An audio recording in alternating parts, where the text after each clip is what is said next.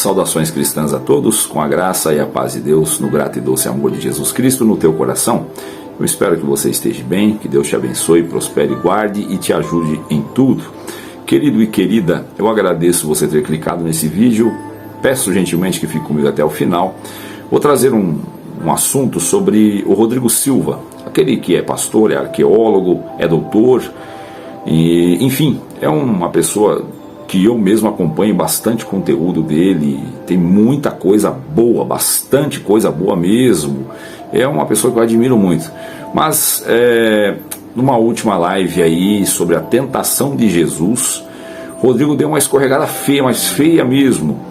E como ele é uma pessoa que tem uma autoridade naquilo que fala, né, as pessoas ouvem com atenção e concordam por saber do estofo de conhecimento que esse homem tem, e eu admiro muito, de coração mesmo. O refutar meu aqui é pensando nas pessoas que ouviram e absorveram a ideia. Eu quero desfazer este mal, a ideia é só essa. Tomara que meu vídeo chegue nele de alguma maneira. Eu ficaria muito feliz em fazer ali uma live com ele, mas quem sou eu, né, que ele vai dar atenção para um reles mortal insignificante como o Eduardo aqui do canalzinho Alvo do Evangelho. Todavia, irmãos, já que eu estou aqui, estou na chuva, vamos se molhar. Ele fez esta live e tem uma altura ali em que ele explica o acontecido, o ocorrido ali na tentação de Jesus. Eu tenho um vídeo aqui, eu vou mostrar para os irmãos no outro celular. Se eu colocar na tela eu posso incorrer aí em direito autoral e me prejudicar. Porém, antes de mais nada, para nós entendermos isso daí, ele traz a ideia de que Jesus foi carregado por Satanás no colo.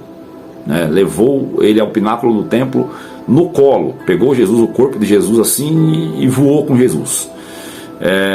Bom, isso é no mínimo intrigante. O Rodrigo, uma pessoa com bastante conhecimento, estruturado como entendido da palavra, entendido da Bíblia, falar um negócio desse, um trem desse, fica um pouco difícil, indigesto para nós cristãos aceitar que Jesus andou no colo de Satanás. Fica algo no mínimo muito desrespeitoso, né? Bom, vamos lá, eu vou colocar o vídeo para os irmãos verem aqui. Deixa eu pegar um outro celularzinho, eu vou soltar, os irmãos assistam para entender do que é que eu quero falar, e eu vou trazer biblicamente e também a raiz etimológica da palavra, só para nós analisarmos como que na verdade é outra coisa que aconteceu. Vamos lá. A ação que Jesus estava na Cidade Santa, quando de fato ele não estava, fica esquisito. Parece que o diabo criou uma ilusão e iludiu Jesus, como uma droga faz com um drogado que vê alguma coisa que não existe. E a Bíblia não fala que o diabo fez parecer que Jesus estava lá. Também não acredito que ele poderia criar uma ilusão de ótica que enganasse Jesus. Ele não teria capacidade para isso. Então eu chego a crer que isso aqui foi literal. Certo. O diabo pegou Jesus no colo. Jesus estava tão fraco que não resistiu nem ao voo de Satanás. Já pensou? Ser carregado nos braços pelo diabo? Aquele que tinha poder para expulsar demônios, nesse momento, não poderia resistir ao colo do diabo. Que inversão, que paradoxo. Rodrigão bateu a nave aqui. Bateu que deu PT, perca total. Não dá para concordar com ele nem de longe. Vamos lá, querido, só para a gente traçar esse raciocínio bem claro. Ele entende que Satanás pegou Cristo no colo e voou com ele para o pináculo do templo. Veja bem, primeira coisa, por que isso não faz sentido? Isso seria no mínimo algo muito imérito, desrespeitoso, ofensivo. Mas vamos lá, vou colocar na tela para os irmãos a mais conhecida partida bíblica que fala da tentação de Jesus, que é Mateus 4, né? Vou colocar na tela, os irmãos vão me acompanhando. Jesus foi conduzido, né, pelo Espírito, pode ver que o Espírito está em letra maiúscula, ao deserto para ser tentado pelo diabo. Você vê que então quem conduziu? Quem conduziu foi o Espírito Santo. É a mesma palavra, né? Bom, e por que ele conduziu? Porque tinha uma missão. Cristo tinha que passar por essa missão. E tendo jejuado 40 dias e 40 noites, teve fome. E chegando-se a ele o tentador, disse: se tu és o Filho de Deus, manda que essas pedras se tornem em pães. Olhando para 4 de São Mateus, você olhando assim o evento cronologicamente acontecendo, veja bem, olha, foi levado pelo Espírito para ser tentado no deserto, né, pelo diabo. Na sequência, ele tendo jejuado 40 dias, teve fome. E na sequência, chegando-se a ele, o tentador disse: tu és o Filho de Deus, manda que essas pedras se tornem em pães. Então dá-se a impressão que cronologicamente o evento ocorreu dessa maneira. Cristo foi para o deserto, conduzido pelo Espírito Santo, passou 40 dias jejuando, e 40 noites, óbvio, e depois desses 40 dias apareceu então Satanás para tentá-lo, e já começou atacando ele pela fome, já que é o que ele estava sentindo. Mas se você vier aqui para Lucas 4, que também narra a tentação de Jesus com a visão dele, né? Está em Lucas, Marcos e Mateus, que são os 3 evangelhos sinópticos, né? Que se aproximam, se assemelham muito toda a narrativa dos evangelhos. João já difere demais, portanto ele não faz parte dos evangelhos sinóticos. Olha lá. E Jesus, cheio do Espírito Santo, voltou do Jordão e foi levado pelo Espírito ao deserto. Verso 2: e 40 dias foi tentado pelo diabo, e naqueles dias não comeu coisa alguma, e terminando eles teve fome. Aí no 3 você vê: e disse-lhe o diabo: se tu és filho de Deus, dize a estas pedras que se transformem em pão. Então, na verdade, aqui a tentação de Jesus Cristo ela aconteceu durante 40 dias. Esses detalhes em que Satanás apresenta esses tipos de tentação sobre o pináculo do templo, sobre a pedra, enfim, essas coisas ele faz no final da tentação, no final do embate de 40 dias que Cristo suportou e derrotou Satanás. Então durante 40 dias nós não temos ideias. Veja bem que lá em Marcos também narra no capítulo 1 a tentação de Jesus.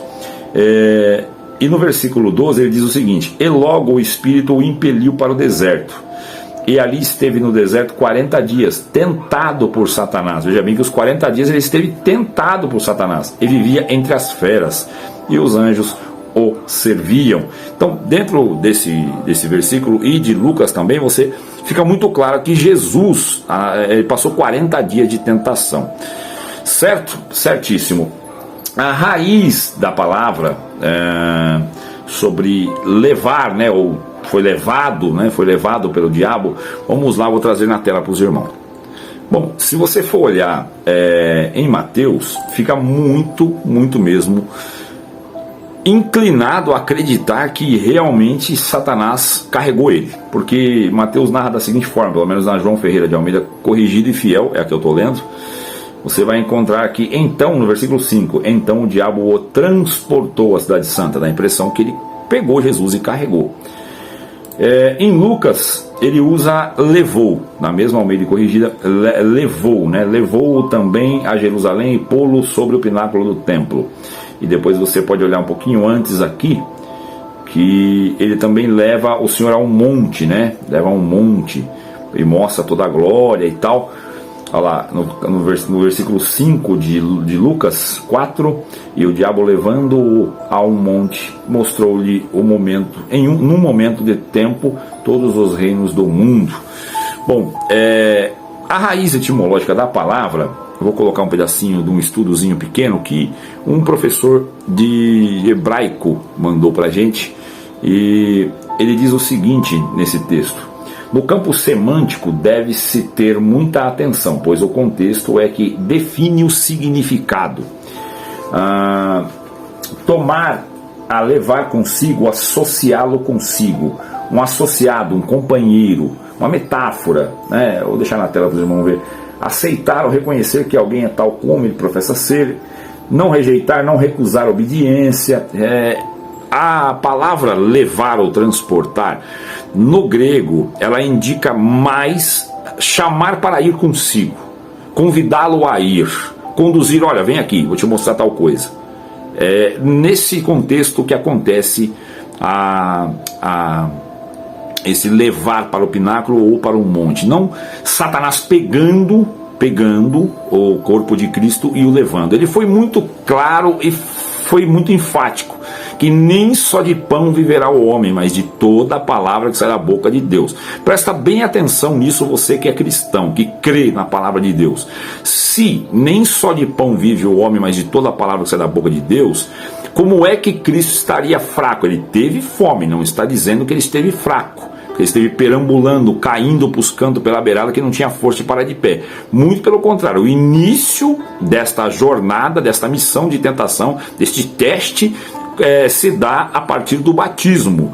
No batismo desce o Espírito Santo de forma corpórea de uma pomba, e uma voz brada, e todo mundo escuta o eco dessa voz, que é do Pai, de Deus Pai, dizendo: este é meu filho em quem eu tenho prazer, meu filho em quem eu me comprazo. E ele estava cheio do Espírito Santo. E veja bem, Cristo cheio do Espírito Santo, e a primeira afirmação que ele faz é que nem só de pão vive o homem, mas de toda a palavra que sai da boca de Deus. Então Cristo não estava fraco, ele esteve fome. Ele teve fome, naquele momento deu fome a ele, mas nenhum ser humano suporta 40 dias sem comer nada. Mas ele suportou porque ele foi capacitado pelo Espírito Santo, que o alimentou, o sustentou. Ele foi privado de comida, mas não da sustentabilidade do Espírito Santo. Então ele tinha poder em Deus, no Espírito de Deus, para ir e acompanhar. Então ele estava num teste. Satanás estava ali para testar Cristo, e o Espírito o levou ali. Veja o começo de Mateus 4. Então foi conduzido Jesus pelo Espírito Santo para ser tentado pelo diabo. Veja bem, então foi conduzido Jesus pelo Espírito ao deserto para ser tentado pelo diabo. Para ser tentado pelo diabo era o objetivo de Cristo estar no deserto. E a raiz etimológica do grego, a raiz mesmo, a semântica, indica que, vem, eu vou te mostrar isso daqui, ó, tem mais uma coisa para te mostrar, me acompanha aqui. Né? Essa condução é mais nesse sentido, vem comigo, não pegando Cristo no colo. Em nenhum lugar da Bíblia diz que Satanás pegou Cristo no colo. Não tem essa possibilidade, e o Rodrigo Silva aí derrapou, mas derrapou mesmo. Não dá para concordar com ele em nada dessa parte, ok, queridos? Então, só para deixar bem claro, mais uma passadinha aqui em Lucas. E Jesus, olha bem, primeiro versículo de Lucas 4. E Jesus, cheio do Espírito Santo, voltou do Jordão e foi levado pelo Espírito de novo, o mesmo Espírito de Deus, ao deserto, certo? Cheio. E no versículo 3, e disse-lhe o diabo: se tu és o Filho de Deus, dize a esta pedra que se transforma em pão. E Jesus lhe respondeu dizendo: está escrito que nem só de pão viverá o homem, mas de toda a palavra de Deus. Se a palavra de Deus é muito superior em alimento, ela é o alimento, ela é a vida, ele é o pão da vida. Se a palavra de Deus sustenta muito mais do que um pão, você comer um pão, querido, você vai ter fome daqui uma hora. Veja bem aquele pão que Deus preparou para Elias debaixo do pé de zimbro, que o anjo preparou para ele ali com uma botija de água. Aquele pão durou no organismo dele 40 dias, o sustentou. E nós bem sabemos que pão é feito de trigo, e trigo é carboidrato. E carboidrato ele é eliminado rápido, porque ele se transforma em açúcar, e o corpo consome a energia com uma velocidade muito rápida. Pão não dura nem 2 horas no seu estômago ali, sustentando você, a não ser que você acrescente no lanche ali bastante proteína, que seja carne, ovo, enfim, põe os agregados, aí sim vai te dar sustância por mais tempo. Mas o pão por si só, que é só farinha, por mais que o pão, irmão, daquela época é diferente do nosso, mesmo assim é carboidrato no final das contas, porque vem do trigo, e solve-se muito rápido, é absorvido pelo organismo muito rápido, você volta a ter fome. Mas Elias teve 40 dias de sustância. Por quê? Porque Deus estava no negócio. Aqui Cristo também, 40 dias. Ele não teve fome antes, ele teve fome ali nos 40 dias, certo? Ele não estava caindo pelos cantos, estava cheio do Espírito Santo, que houve nele sustentabilidade. Ele não foi carregado, transportado da forma assim de pegar ele e levar, né? No máximo que poderia se concordar, se Satanás tivesse uma carruagem, Cristo sentava do lado para ir até o pináculo do templo ou até o monte, mas não é o caso. Eles fizeram coisas sobre-humanas, já que esse contexto é totalmente sobre-humano. Fala-se da pessoa de Satanás em espírito pessoal ali, está ali. Isso até para aqueles que não acreditam. E só um conceito aqui, queridos, para nós deixar, jogar um extra aqui pro vídeo. Fazer um paralelo com Moisés. Moisés ficou 40 dias e 40 noites lá no monte, sem comer e sem beber. E ao fim disso ele recebeu os 10 mandamentos, a palavra de Deus. Então a lei foi concebida após 40 dias de jejum, dia e noite. A graça foi concebida a partir disso também. A graça que eu quero dizer é a dispensação desta última aliança. Porque graça desde sempre, ela acontece desde o Éden. Graça sobre graça, sobre graça, sobre graça. Deus nos cobriu com camadas e camadas e camadas de graça. Esta última nós chamamos ela de graça, porém ela é sim a graça, mas é a última aliança, né? E ao término de 40 dias, também Cristo, derrotando Satanás, deu início ao ministério dele, irmãos, e concebeu a graça. A graça foi concebida a partir deste teste, então, porque no jardim do Éden, Satanás derrotou o primeiro Adão, mas no deserto, Satanás foi derrotado pelo segundo Adão. E esse segundo Adão, que é Cristo, está escrito lá em Hebreus, que pelo primeiro Adão entrou a morte, pelo segundo a vida. Desfrutamos então da vida em Cristo. Saudações a todos, espero ter ajudado. Até o próximo vídeo.